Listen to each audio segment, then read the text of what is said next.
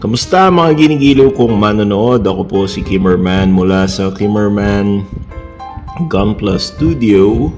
At ngayon ay may sasaliksikin na naman tayong model kit mula sa Bandai. At ito ay ang Lancelot Albion 1 in 35 scale mula sa anime na Code Geass. And shout out sa Jollibee. Ayan, salamat sa baso ninyo. At ito, umiinom ako ng iced tea. Init kasi dito sa Pilipinas ngayon. At ako po ay hindi magsasalita sa wikang Ingles dahil naubusan na ako ng Ingles. Kaya paumanhin sa mga banyaga na Ingles lang ang alam na wika. So, pasensya kayo, matuto kayo magtagalog. Umpisahan na natin ang pag-review ng kit na ito. So, ang kit na ito ay may kaliitan. Hindi siya ganun kalaki. Pero ang ganda ng kanyang kulay. Ang gusto ko sa kanya ay meron siyang pagkakabahabahagi ng kulay. So, hindi siya gumagamit ng stickers. Dahil sa pagkakaalam natin, ang Bandai ay mahilig gumamit ng stickers. Pero sa pagkakataong ito, ang modelong ito ay hindi gumamit ng kahit anumang sticker. Maliban sa pagkakaalam ko, wala akong ginamit talaga dito. So wala siyang sticker na maalala ko. Umpisa tayo dito sa kanyang kulay. Ang kulay niya ay puti. At meron siyang mga gold-injected plastic na nakalagay dito sa kanyang forearms, sa kanyang braso, kanyang balikat, baluting pangbalikat, dito sa baluting pangbinti, at dito sa may baluti pang paa. Ayan, meron din siya dito sa baluting pang tiyan at bewang. And ang ganda ng kulay, 'di ba? Dilaw na actually ano siya? Ginto. Manilaw-nilaw na ginto, hindi naman mapusyaw. At yung kanyang mga kalasag at itong pakpak na isang beams or beam ano ba to? Wings and shield dito ay may pagka-translucent na berde. Galing. Tapos pagdating sa likod, makikita natin yung mga asul na baril na ito na merong palamuting kulay ginto at nakasabit siya dito sa may likuran kung saan sa anime mapapanood natin na dito sumasakay si Lelouch dito sa bahagi na ito. Parang ito yung cockpit ng robot, pero hindi natin to mabubuksan. Walang option na mabubuksan itong part na to at makakapaglagay ng piloto, kaya ganun. Medyo turn off lang sa akin yung baril. Hindi ako masyadong nagagandahan sa baril neto sapagkat off siya sa kulay ng modelo. So ang modelo ay kulay puti na may pagka may mga accents na ginto sa bawat gilid. So mahambing natin to sa parang royalty, isang kamahalan na pattern ng kulay, pero nasira, para sa akin nasira sa kulay na asul ng mga baril. Sana ito ginawa na lang nila ng ibang version ng kulay, kaya ng puti rin na merong mga ginto-ginto gaya nito. Okay lang yung pula, maganda naman tingnan, pero sana ginawa nila itong puti. Pero syempre, bakit tayo magmamagaling? Ngayon yung nakalagay sa anime, yun lang, medyo off sa akin talaga. Actually, ito pala may sticker yung baril, pero hindi ko ginamitan ng sticker kasi magmumukha siyang parang ang cheap kasi tingnan ng sticker nila dito. Kaya hindi ko na kinabit. Okay, sa articulation, mainam na alisin muna natin siguro tong pakpak para mas ma-appreciate natin yung articulation niya. So yung pakpak yan lang, nabubunot lang naman ng ganyan. Okay, bunutin natin yung mga pakpak muna. Okay, dahan-dahan lang. Okay. Yan. So, punta na muna tayo sa pakpak. Yung pakpak na ito ay wala hindi siya gumagalaw. Wala siyang articulation.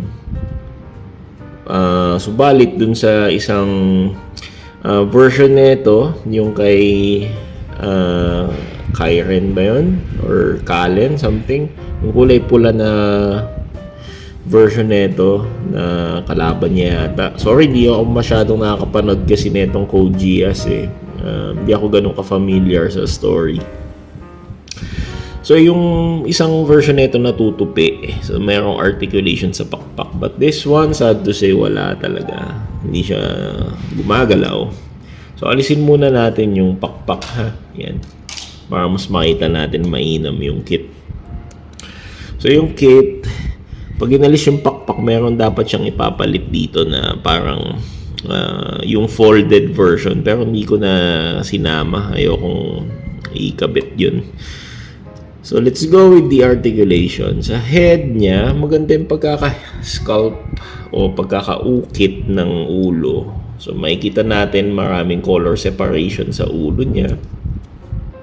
At yung ulo ay kayang yumuko pag ganito. Ngunit hindi siya masyadong makalingon kasi mahigpit. Humigpit na yung joint, yung ball joint ng noo niya. Baka mabali ko na. Anyway, ano siya, maganda yung pagkaka-separate ng mga kulay niya. So, talagang color separated, walang sticker. Pagdating naman dito sa balikat, yung balikat niya kayang tumupi paharap, ganun din dito. Pero pag patalikod, hanggang dito na lang. Hanggang na lang siya. So, kaya naman itong mag 360 degrees na ikot.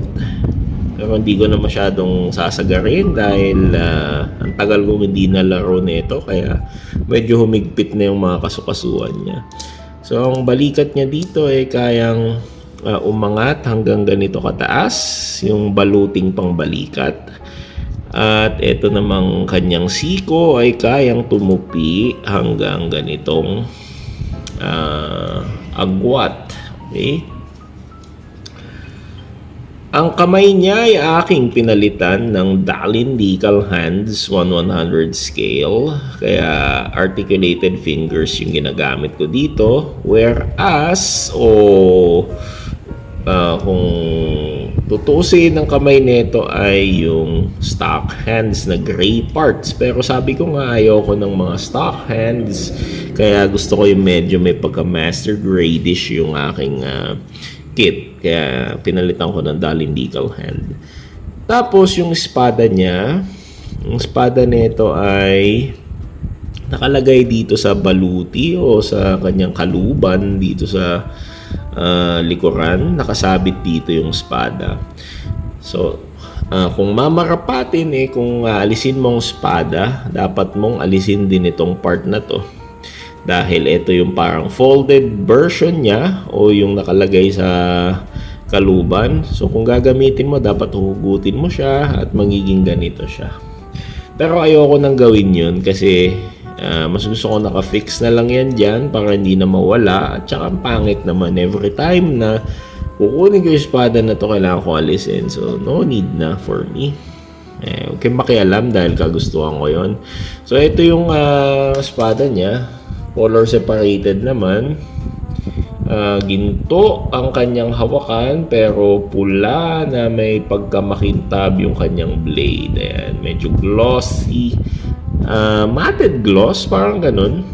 Hindi ko alam kung paano ko i-describe to Pero may pagka may pagka elegant yung kanyang pula. Ganda, di ba? Tapos yung kalasag niya, pwede mo naman tong alisin at ikabit dito sa kabilang kamay o braso. Uhugutin mo lang yung parting ito na ginto at isasalpak yung kalasag. Yun. Pero hindi ko naalisin kasi mas gusto ko nakakabit yung kalasag. Kasi pampa-attract din, pampaganda ng plastic mask. So, ang ganda oh. Gusto ko yung plastic or yung kulay ng plastic. So, elegant siya tingnan. Dito naman sa bandang hita, ang kanyang hita ay peg. Nakapeg siya. Or, teka, dito muna tayo sa balakang pala. Yung kanyang balakang ay may ball joint. Pero hindi masyadong galaw dahil sa mga structures na nakapaligid. Ayun. Okay, yung kanyang hita ay kayang sumipa ng ganito kataas at kaya ding sumipa patalikod pero maharangan nung kaluban ng espada at ng baril. Tapos pwede siyang mag-split ng ganito kataas pero mag-ingat ka kasi baka tamaan nung matulis na yun yung parte ng balakang yung kalasag na to at may mabali ka. So ganito katindi ang kanyang split. Tapos ang kanyang pag-bend ng tuhod ay double jointed. So ganito. Maganda ang pagkaka-bend. Masyadong articulated ang kanyang movements. Okay? Tapos pagdating sa binti, sa paa, meron siyang rollers.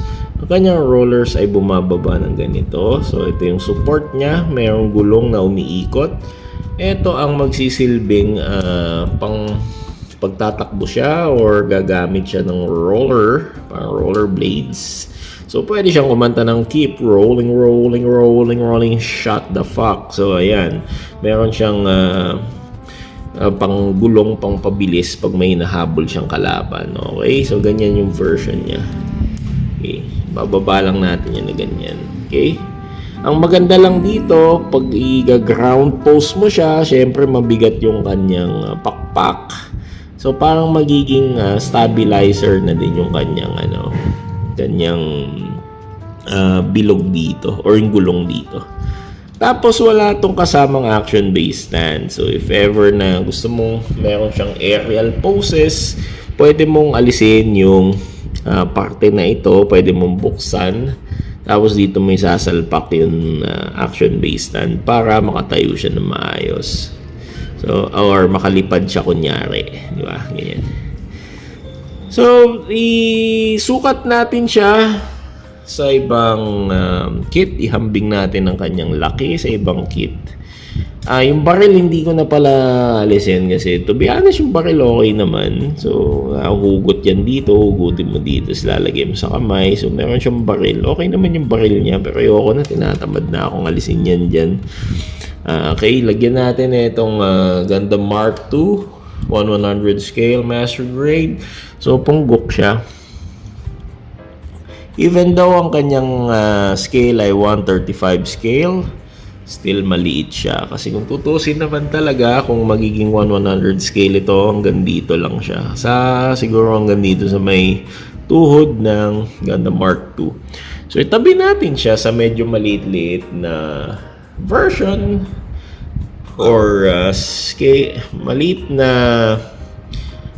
uri ng 1/100 scale kung saan si Gundam Wing ay kabilang. Ayan, si Gundam Wing ay mas matangkad pa rin kay Lancelot Albion. So ihambing natin naman ngayon si Lancelot Albion dito sa kanyang kaparehong scale na si Gawain. So si Gawain dito ay 135 scale din, mas matangkad si Gawain. At nakakatawa, mas matangkad si Gawain kay Gundam Wing. Pero kung 1/100 scale lang din si Gawain, hanggang dito lang siguro siya sa mga bandang tuhod o dito sa may skirt ni Gundam Wing. So, maliit na kit pero ang ganda. Walang stickers na ginagamit except dun sa baril. Pero hindi naman halata kasi hindi ko nakinabit yung sa baril. Ganda ng color separation nitong kit na ito at talagang nag-enjoy ako i-build. Gayun din, itong Gawain, ang ganda rin ng pagkakakulay dito at so color separation. So lahat ng model from Code GS ng Bandai ay maganda ang pagkakagawa at ng color separation. Yun ang aking marirecommend or mako-commend yung color separation.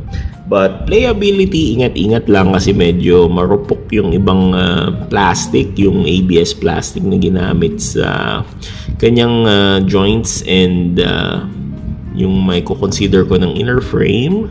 So ingat-ingat lang sa pagpe-play nito kasi madaling magkaroon ng stress mark lalo yung ganitong type. Pero dito ay gawin naman ay medyo makunat-kunat ang plastic niyan kaya hindi ako nangangamba na magkaroon ng stress mark. But dito meron, prone sa stress mark.